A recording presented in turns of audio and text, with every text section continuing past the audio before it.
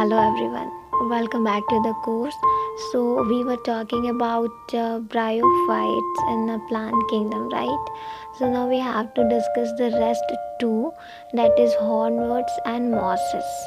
And I hope you are clear about it till we have discussed that what are the characteristic. Its example was param, that is porella, riccia and marchantia, right? So now let's move to the division of bryophyte, that is Anthoceropsida, which is also known as hornworts.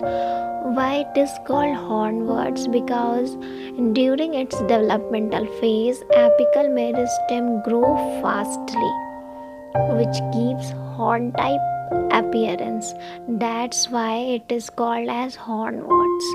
Now coming to rhizoids, it is unicellular and unbranched, and here food and capsule only. Now dependency will decrease, so sporophyte not completely depend on gametophyte, which is the characteristic property, means gametic phase is not totally dependent.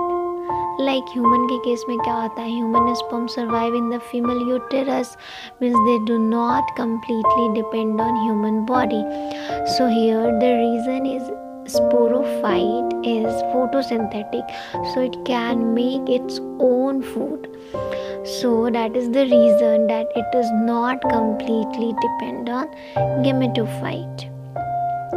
And the next point is true elaters are not present but pseudo elaters are present, and its example is Anthoceros.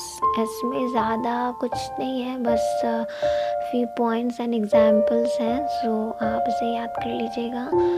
And now coming to Bryopsida, that is mosses, which is the important one, and ये कहीं भी देखने को मिल जाता है. Its occurrence is common. And coming to rhizoids, it is multicellular and branched. पिछले वाले में क्या था कि unicellular and unbranched था, but here it is multicellular, branched and septate. Okay, and this bryophytes having a leaf-like characteristic, and only in the case of gametophyte with leaves. So here it is the first case to remember the distinctive features, and further main plant body is of a gametophyte is sporophyte.